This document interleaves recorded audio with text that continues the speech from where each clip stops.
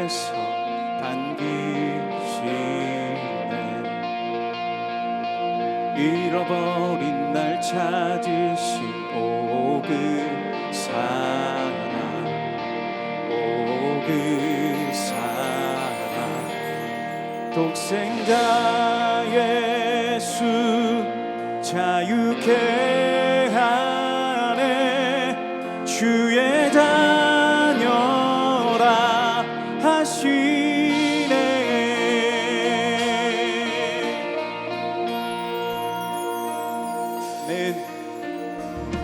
내 모든 죄에 속하신 주의 은혜. 나 죄 아래 있을 때 나를 위하여 죽으신 예수, 독생자 예수 자유케 하네. 주의 자녀라 하시네. 아버지 집에 거할 곳 있네. 주의 자녀라 하시네. 택하시고 지키시며 날 자녀라 하시네. 그의 소유 삼으시고 날 자녀라 하시네. 택하시고 지키시며 날 자녀라 하시네. 그의 소유 삼으시고 날 자녀라 하시네. 날 자녀라 하시네. 독생자 예수 자유케 하네. 주의 자녀라 하시네. 아버지 집에 거할 곳 있네. 주의 자녀라 하시네. 아버지 집에 거할 곳 있네. 주의 자녀라 하시네.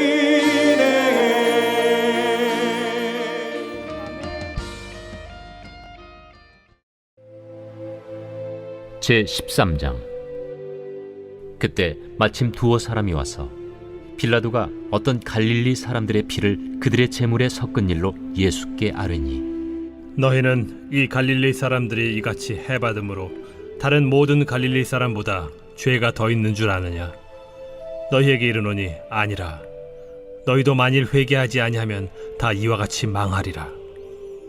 또 실로암에서 망대가 무너져 치어 죽은 18사람이 예루살렘에 거한 다른 모든 사람보다 죄가 더 있는 줄 아느냐?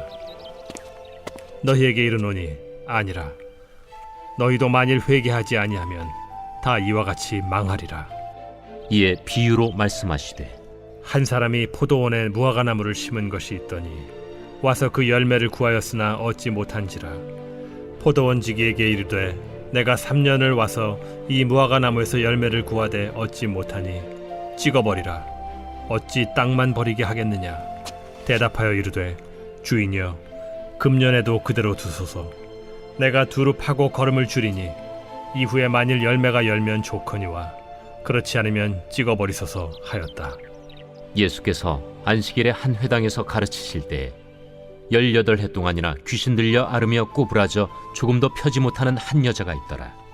예수께서 보시고 불러 이르시되, 여자여, 네가 내 병에서 놓였다 하시고 안수하시니 여자가 곧 펴고 하나님께 영광을 돌리는지라. 회당장이 예수께서 안식일에 병 고치시는 것을 분내어 무리에게 이르되, 일할 날이 엿새가 있으니 그동안에 와서 고침을 받을 것이요 안식일에는 하지 말 것이니라. 외식하는 자들아, 너희가 각각 안식일에 자기의 소나 나귀를 외양간에서 풀어내어 이끌고 가서 물을 먹이지 아니하느냐? 그러면 18해 동안 사탄에게 매임받은 이 아브라함의 딸을 안식일에 이 매임에서 푸는 것이 합당하지 아니하냐? 예수께서 이 말씀을 하시매 모든 반대하는 자들은 부끄러워하고 온 무리는 그가 하시는 모든 영광스러운 일을 기뻐하니라. 하나님의 나라가 무엇과 같을까? 내가 무엇으로 비교할까? 마치 사람이 자기 채소밭에 갖다 심은 겨자씨 한 알 같으니 자라 나무가 되어 공중의 새들이 그 가지에 깃들였느니라. 내가 하나님의 나라를 무엇으로 비교할까? 마치 여자가 가루 서말 속에 갖다 넣어 전부 부풀게 한 누룩과 같으니라. 오늘도 주님의 기쁨이 되는 우리와 우리의 삶이 되기를 축복합니다. 열매 그리고 하나님 나라라는 제목으로 하나님의 말씀 전하겠습니다. 성도 여러분, 우리는 누군가의 불행을 바라볼 때 무슨 죄를 지어서 저런 어려움을 겪는 걸까 하면서 그 원인을 분석하려 드는 습성이 있습니다. 오늘 예수님은 그런 잘못된 생각에 대해 쐐기를 박으십니다. 포악하기로 유명했던 유대 총독 빌라도가 갈릴리 사람들의 피를 제물에 섞은 사건에 관한 것인데요. 예루살렘 성전에서 그가 갈릴리 사람들을 학살했던 것을 가리킵니다. 오늘 두어 사람, 어떤 사람들이 예수님께 와서 그 소식을 전하고 있는 이유는 그 불행의 원인이 그들의 죄 때문이라는 답을 듣고 싶어서였겠죠. 그런데 예수님의 대답은 아니라였습니다. 2절을 보면 대답하여 이르시되 너희는 이 갈릴리 사람들이 이같이 해 받음으로 다른 모든 갈릴리 사람보다 죄가 더 있는 줄 아느냐? 다른 갈릴리 사람들보다 이 사람들이 죄가 더 많은 줄로 생각하지 말라는 것입니다. 그리고 4절에도 당시 청중들이 잘 알고 있던 사고, 실로암에서 망대가 무너져 18사람이 죽은 사건과 함께 묶어서 동일한 대답을 하십니다. 그러니까 그렇게 죽은 사람이 다른 사람보다 죄가 더 많아서가 아니라는 것입니다. 그리고는 회개에 초점을 맞추고 계세요. 3절과 5절에 너희에게 이르노니 아니라 너희도 만일 회개하지 아니하면 다 이와 같이 망하리라. 남의 불행을 보고 저 사람은 죄가 더 많나 보다라고 생각할 게 아니라 누구나 예외 없이 그런 일을 맞을 수 있으니 시간이 많지 않으니 혹시 회개하지 않은 채 그런 죽음을 맞지 않도록 긴박감을 주고 계십니다. 결국 그러한 재앙을 통해서 나 자신을 돌아보라는 것이죠.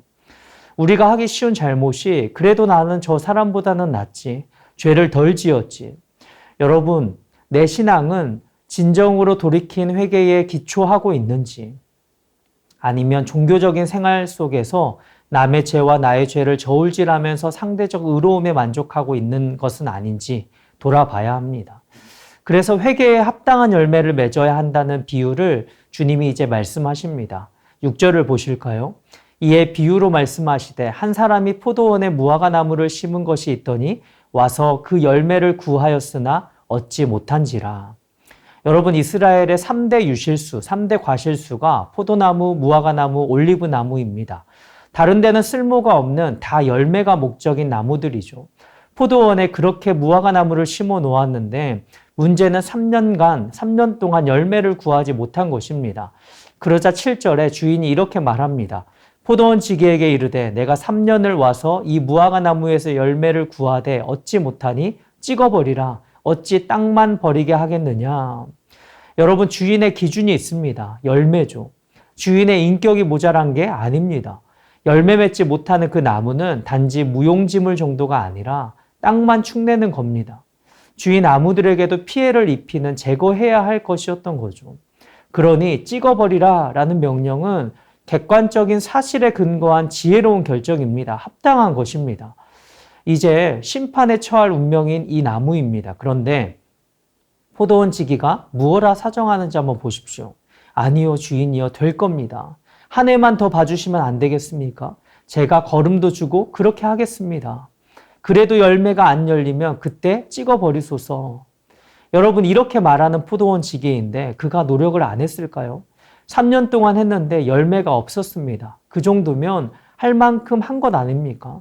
누가 보더라도 더 이상은 안 된다고 인정하는 그런 상황이 된 것 아닙니까?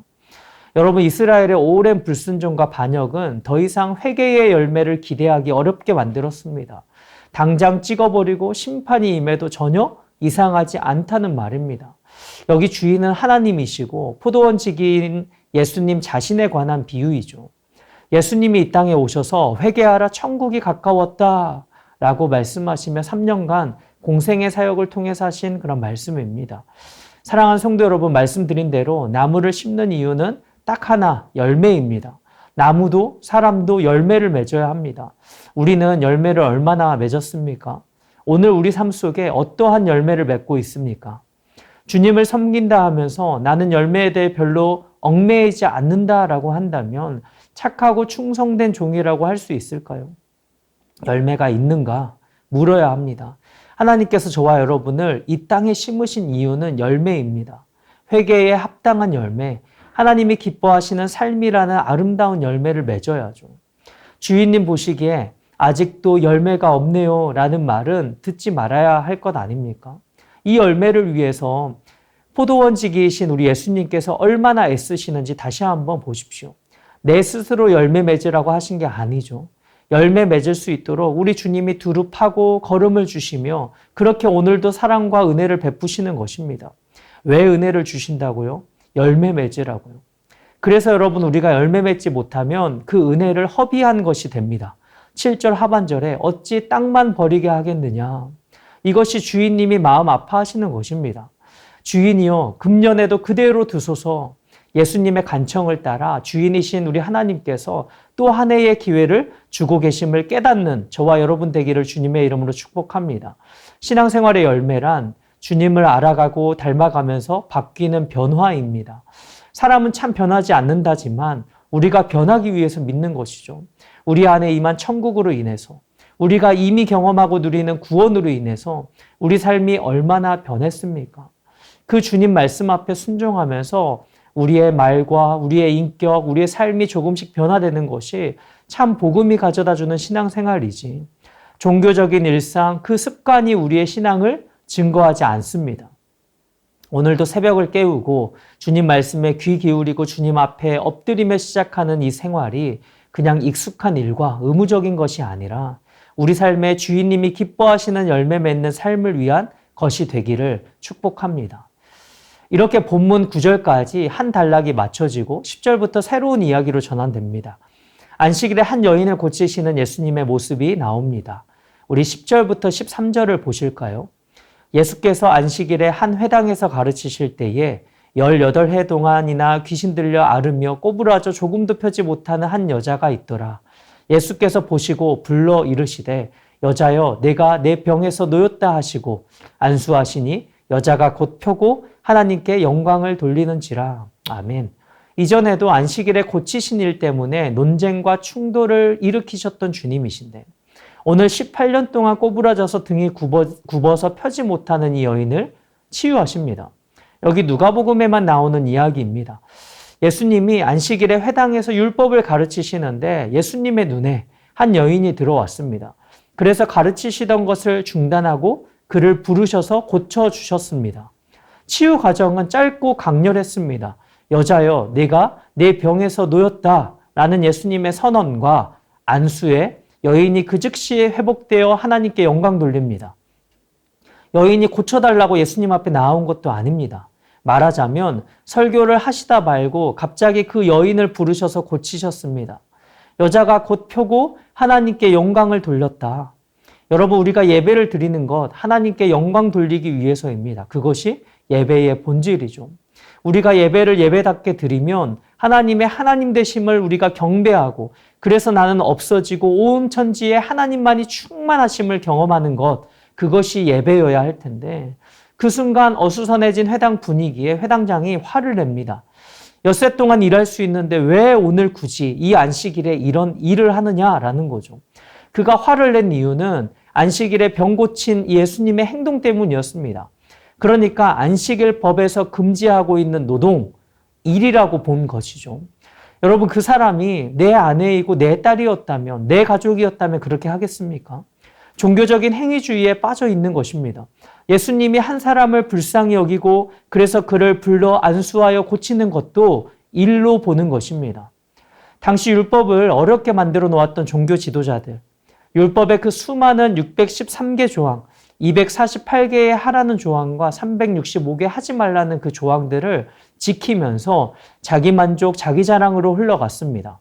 사복음서를 보면 예수님은 끊임없이 이 안식일 문제로 그들과 싸우시는데요. 그 모든 생각들을 잠재우시는 것입니다. 로마서 13장 8절 하반절은 이렇게 말씀합니다. 남을 사랑하는 자는 율법을 다 이루었느니라. 아멘. 율법을 이루는 게 무엇이냐? 그것은 바로 사랑하는 것이다 라고 말씀하십니다. 우리의 신앙생활도 본질을 놓치고 엉뚱한 것으로만 흘러버릴 수 있습니다. 지킨다고 열심히 지켰는데 나중에 보면 안 지킨 것이 될 수 있습니다. 기도를 열심히 하는데 그 사람에게서 사랑을 발견할 수 없다면 여러분 무엇일까요? 성경을 50독 100독 했는데 오히려 목이 더 빳빳해졌다면요. 사랑의 하나님과 많이 교제한 만큼 사랑이 흘러나와야 정상인 것이죠. 그래서 최종적인 확인이 사랑이라는 것입니다. 언제나 그 일을 사랑으로 시작해서 사랑으로 하고 있는가? 여러분, 우리 예수님은 보시면 행동하셨습니다. 예수님께는 당신의 그 가르침보다 그 여인이 고침받는 게 더 중요하다는 메시지이죠. 그 사람이 더 중요했습니다. 이에 예수님은 회당장과 무리를 향해 외식하는 자들아, 위선자들아 라고 책망하십니다. 우리 15절과 16절 세번역 성경은 이렇게 말씀합니다. 너희 위선자들아, 너희는 저마다 안식일에도 소나 나귀를 외양간에서 풀어내어 끌고 나가서 물을 먹이지 않느냐. 그렇다면 아브라함의 딸인 이 여자가 18해 동안이나 사탄에게 매여 있었으니 안식일에라도 이 매임을 풀어주어야 하지 않겠느냐. 여기 15절에 소와 나귀를 풀어내어 아폴리오라는 단어가 쓰였는데 16절에 이 사람을 매임해서 푸는 것, 여기 푸는 것 역시 같은 단어를 쓰고 있습니다. 그러니까 아무렇지도 않게 안식일에 자기 가축은 풀어서 물을 먹이고 아무도 그 행동이 안식일 법에 위배된다고 지적 안 하는데 하물며 18년이나 사탄에게 묶여서 꼬부라진 채 살아가는 이 여인, 안식일에라도 풀어주는 것은 마땅히 허용되고 오히려 어쩌면 안식일에 해야 할 일인 것이죠. 율법을 잘 지킨다는 그들이니 일부러 주님이 아브라함의 딸이라고 호칭하시면서요. 이 아브라함의 딸을 풀어주는 것, 귀신을 쫓아내고 풀어주는 것, 그래서 회복시키고 자유를 되찾게 해주는 것, 이것이야말로 안식일에 해야 될 일이라고 가르치십니다. 안식일에 대한 율법 규정을 갖다 대면서 참된 안식을 빼앗아 가버린 종교 지도자들과 일부러 의도적으로 부딪히시는 겁니다. 진정한 안식을 가르치시면서 안식일 규정 때문에 안식을 잃어버린 사람들에게 안식을 되찾아주는 일을 하고 계십니다. 어느 게 더 중요하냐? 여러분 무슨 대답을 할 수 있겠습니까? 그래서 17절에 반대하던 이들이 입을 막고 부끄러워하는 것이고 무리가 다 기뻐했다라고 되어 있습니다. 곧바로 18절 이하에 하나님 나라를 보여주는 한 쌍의 비유가 등장합니다. 18절 시작할 때에 그러므로 라는 이 말은 안식일에 일어난 치유 사건과 하나님 나라의 비유가 연결되어 있음을 잘 보여줍니다. 어떤 면에서 연결될까요? 첫 번째는 겨자씨 비유입니다. 하나님 나라는 밭에 심은 작은 겨자씨 한 알과 같은데 그것이 자라 나무가 되어 공중의 새들이 깃들일 정도가 됩니다. 18년간 병든 여인, 무시당하고 버림받은 미약한 사람이었습니다. 하지만 주님이 그녀를 아브라함의 딸이라고 부르며 받아주십니다. 초라한 한 여인의 삶의 자리에 심겨진 하나님 나라, 그 여인이 누릴 해방과 영광은 장차 하나님 나라 안에 들어올 모두가 누릴 것입니다.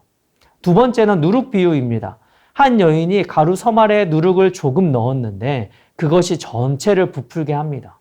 처음에는 보잘것없지만 끝내 크고 놀라운 반전을 가져올 하나님 나라를 그려주고 계신 거죠. 사랑하는 여러분, 작은 겨자씨 같은 우리지만 모든 공중의 새가 깃들일 만한 그런 나무가 되기를 원하시는 것이고 우리 그리스도인 한 사람이 오늘도 누룩과 같이 흩어져 직장에 가면 예수님 닮은 잔잔한 행동 하나로 영향을 받는 것, 그것이 하나님 나라의 생명력입니다. 저와 여러분이 정말 그렇게 살아가는 오늘 하루가 되기를 소원합니다.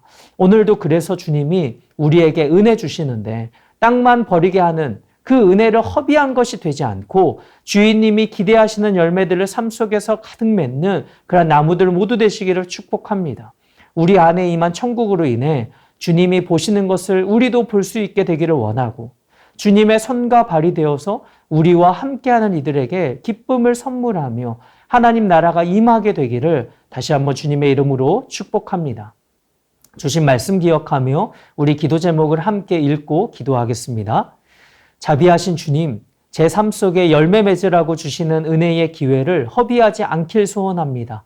매일 주님이 기뻐하시는 인격과 삶의 변화로 나아가게 하소서. 아멘.